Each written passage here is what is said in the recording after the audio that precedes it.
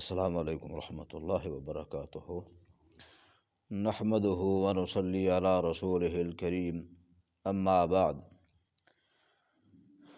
عن جابر رضی اللہ تعالی عنہ یقول سمعت رسول اللہ صلی اللہ علیہ وسلم یقول بین الرجل و بین الشرک والکفر ترک الصلاۃ، رواہ مسلم۔ صحیح مسلم کے اندر یہ روایت موجود ہے حضرت جابر بن عبداللہ رضی اللہ تعالی عنہما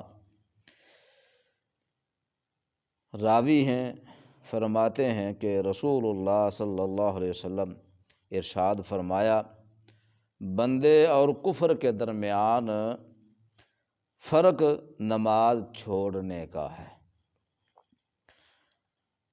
نماز کے بغیر بندہ مسلمان نہیں، اور نماز مسلمان کی پہچان ہے۔ نماز مومن اور کافر کے درمیان ظاہری فرق کرنے والی چیز ہے۔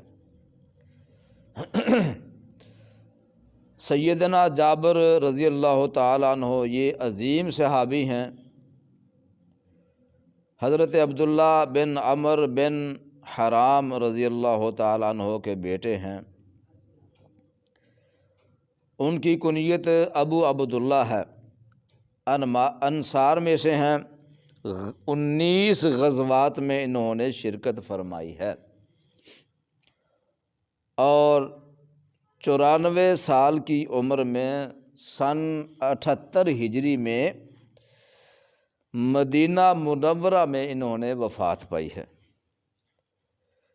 غزوہ احد میں باپ بیٹا دونوں شریک ہوئے، اور باپ نے جام شہادت نوش فرمایا،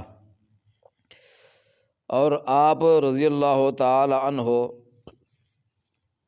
اپنے والد محترم کے بڑے تابع دار فرمانبردار تھے۔ انہوں نے یہ وصیت کی تھی والد نے کہ بیٹا جابر، مجھے محسوس ہوتا ہے کہ کل غزوہ احد میں سب سے پہلا شہید ہوں گا۔ سبحان اللہ۔ ان کی یہ امید کہ اللہ مجھے شہادت عطا فرما دے اور پہلا شہید میں ہوں گا، اس قدر ان کو یقین تھا۔